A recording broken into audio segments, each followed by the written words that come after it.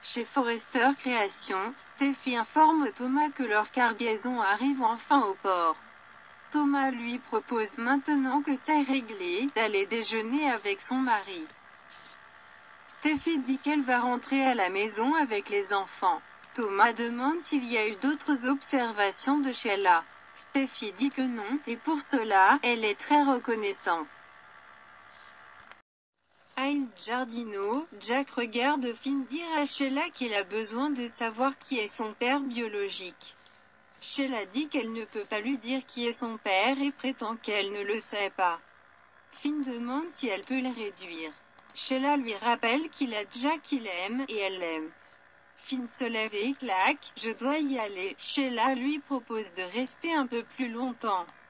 Mais il ne le fera pas. Une fois Finn parti, Jack rejoint Sheila et veut connaître chaque mot qui a été dit. Brooke arrive chez Eric, où il dessine. Elle dit qu'elle sait que Quinn n'est pas là et le confronte à propos de la femme qui bannit Donna. Eric ne l'a pas toléré. Brooke savait que tout était Quinn.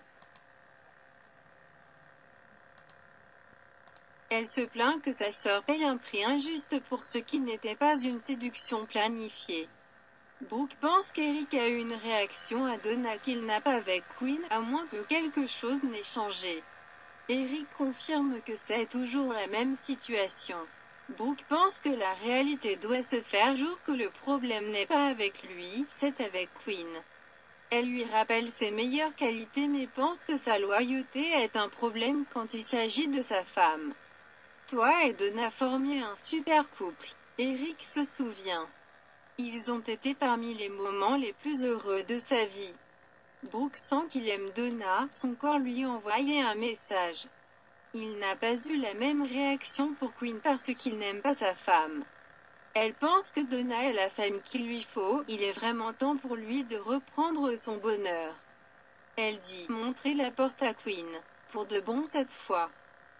Quinn révèle qu'elle a fait une introspection ces derniers temps sur qui elle était et comment elle navigue dans le monde. Elle a conclu que les problèmes de son mariage pourraient être avec elle. Quinn a un talent pour l'auto-sabotage. Elle attire les bonnes choses puis les ruine. Je parle d'Eric, je parle de toi. Carter lui rappelle qu'Eric lui a pardonné.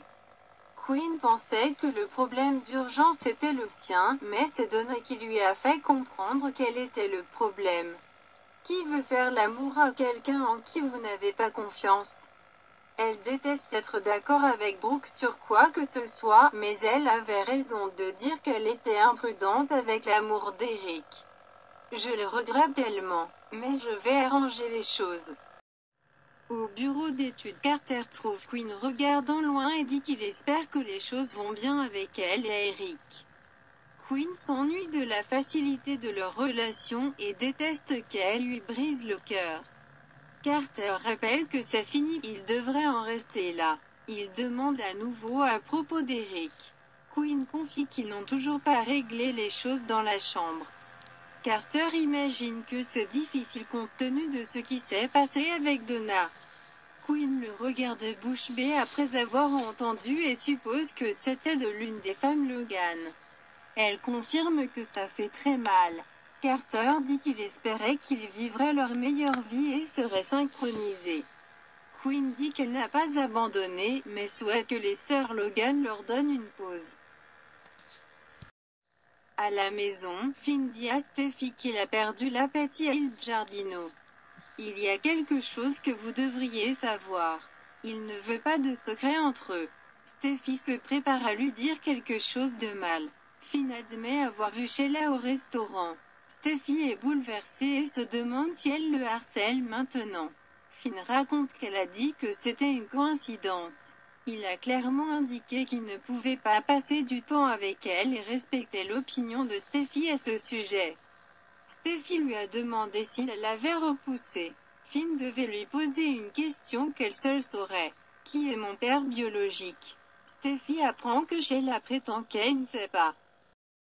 À Il Giardino, Jack est surpris que Finn n'ait pas renvoyé Sheila. Elle insiste sur le fait qu'il l'aime et partage qu'il était très passionné d'apprendre qui est son père biologique. Jack reste bouche bée. Tu ne lui as pas dit, n'est-ce pas? Sheila regarde Jack et exhorte. Bon sang, Sheila. Dis-moi. Sheila se demande ce qu'il ferait si elle le lui disait. Jack réfléchit. Je ne sais pas, contrôle des dégâts. Sheila lui assure qu'elle n'a pas dit la vérité à Finn.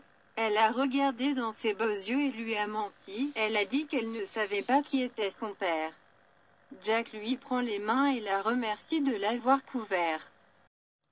Sheila déclare qu'elle n'est pas aussi mauvaise que Steffi et les Forrester le prétendent. Elle se souvient de la nuit où Finn a été conçu et donne du crédit à Jack et Lee pour la façon dont il s'est avéré. Elle est contente qu'il soit avec son père. Jack répond qu'élever Finn était son honneur et son privilège. Sheila respecte sa protection envers sa famille, mais Finn pose des questions. Il veut savoir qui est son père biologique. Il est peut-être temps que tu dises la vérité à Finn. Elle pense qu'il est temps que Jack dise à Finn qu'il est son père biologique.